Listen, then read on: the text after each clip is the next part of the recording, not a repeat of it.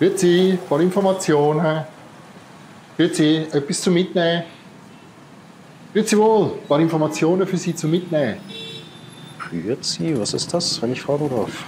Geht es um Tierindustrie, Tierleid, Tierausbeutung? Sind Sie schon vegan? Bitte was? Können Sie das in einem normalen, ordentlichen Deutsch formulieren? Ja, es geht um Tierausbeutung, die Tierindustrie, Tiertötungen. Okay, Sie wollen also mit mir über Tiertötungen sprechen, aber können auch nicht mal richtiges Deutsch sprechen.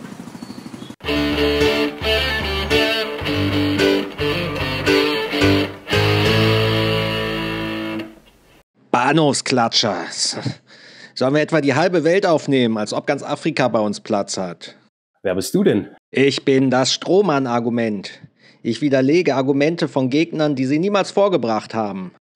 Das ist ja interessant. Hast du auch ein Beispiel für den Veganismus? Klar, Veganer wollen die Landwirtschaft abschaffen und ohne Landwirtschaft können wir nicht leben.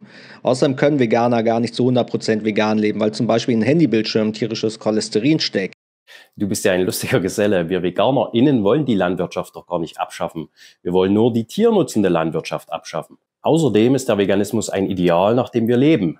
Wir können doch nichts dafür, dass Handybildschirme tierliches Cholesterin enthalten. Aber wir setzen uns dafür ein, dass Alltagsprodukte frei von tierlichem Leid sind. Das interessiert mich nicht. Ich habe eine Funktion und diese Funktion ist Täuschung. Ich verstehe. Bist du Einzelgänger oder gibt es noch mehr von deiner Sorte? Ich habe viele Geschwister und Cousins und Cousinen. Kennst du meine kleine Schwester, die Nebelkerze? Auch roter Hering genannt. Sie versucht vom eigentlichen Thema abzulenken. Ja, das sagt mir was. Das geht so, oder? Anstatt über die Schrecken und das Leid der Massentierhaltung zu sprechen, fragt die Nebelkerze danach, ob es in einer veganen Welt auch noch Imkerinnen geben wird oder Blindenhunde. Oder sie fragt dich, was du machen würdest, wenn du auf einer einsamen Insel wärst und es nur Schweine zu essen gäbe.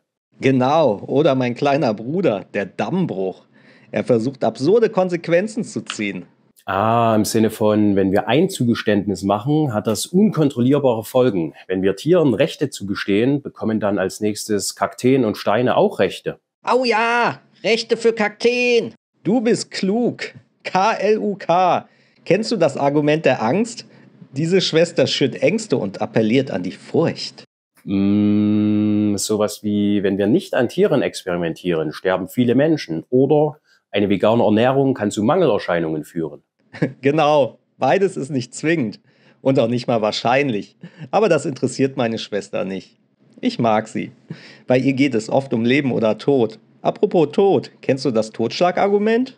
Phrasen und Klischees, oder? Der Tod ist ein Teil des Lebens, oder? Das haben wir schon immer so gemacht. Ihr seid schon eine ganz schön interessante Familie. Du hast vorhin gesagt, dass du auch noch Cousins und Cousinen hast. Was hast du damit gemeint? Meine Geschwister und ich sind eher rhetorische Strategien. Meine Cousins und Cousinen dagegen sind logische Fehlschlüsse. Hast du ein paar Beispiele für logische Fehlschlüsse? Klar, gib dir mal den hier. Es ist ein Grundprinzip der Natur, dass ein Lebewesen letztlich auf Kosten eines anderen Lebewesen existiert.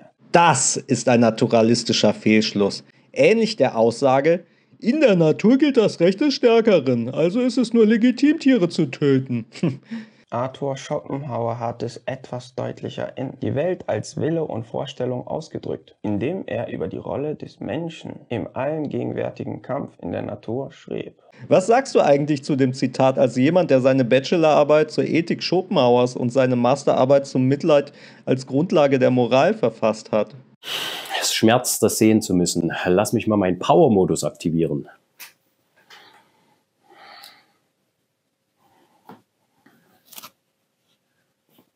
Also, im zweiten Buch der Welt als Wille und Vorstellung legt Schopenhauer seine Metaphysik dar. Er beschreibt, was ist. Er sagt nicht, ob das gut ist oder nicht. Das kommt dann erst in Buch 4, in der Ethik. Eigentlich Stellung zur Moral bezieht Schopenhauer aber in seiner Schrift über die Grundlage der Moral. Und da legt er sein Moralprinzip dar.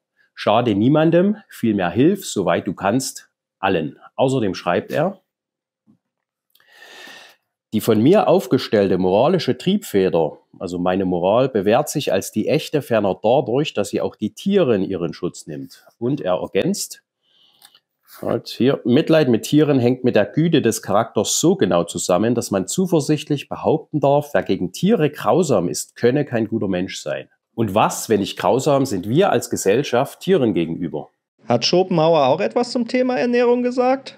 Ja, er hat gesagt, dass in der Natur die Fähigkeit zum Leiden mit der Intelligenz Schritt hält und die Entbehrung dem Menschen mehr Leid bereitet als dem Tier ein schneller und unvorhergesehener Tod. Besonders im Norden. Aber frag mich nicht, wie das Argument heißt. Vielleicht Argumentum ad necessitudinem, also Argument der Notwendigkeit, oder Argumentum ad locum, also Argument des Ortes. Aber auch ein kluger Geist wie Schopenhauer irrte natürlich hin und wieder. Jedenfalls sähe Schopenhauer im gegenwärtigen Tierkonsum seinen Pessimismus bestätigt. Er hatte wenig Hoffnung, dass sich die Welt jemals zum Besseren wendet. So, Powerkostüm weg. Ah, so wie mein Cousin, das Non Sequitur. Er will einfach ganz unverfroren aus den Prämissen Schlüsse ziehen, die gar nicht darin liegen. Ah, so wie die Menschen haben schon immer Fleisch gegessen, also werden sie das auch in Zukunft tun. Genau, lass mich dir noch 2 Cousinen vorstellen. Ui, da bin ich aber gespannt. Hier ist sie, die Pepitio Principi, das Fräulein Zirkelschluss. Sie setzt voraus, was zu beweisen ist. Zum Beispiel, Tiere sind minderwertig, weil sie keine Rechte haben.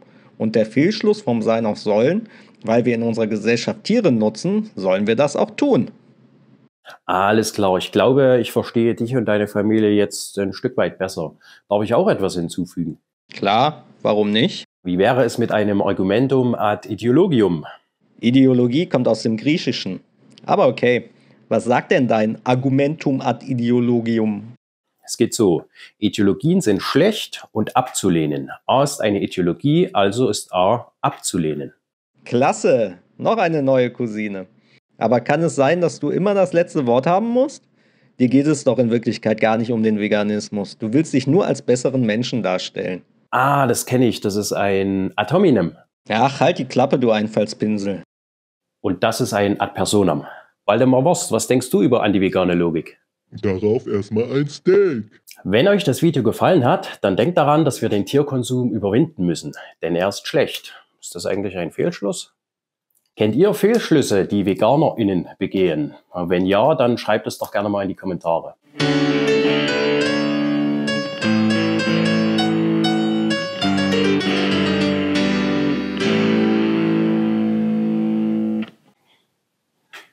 Damn, warum liegt hier Stroh?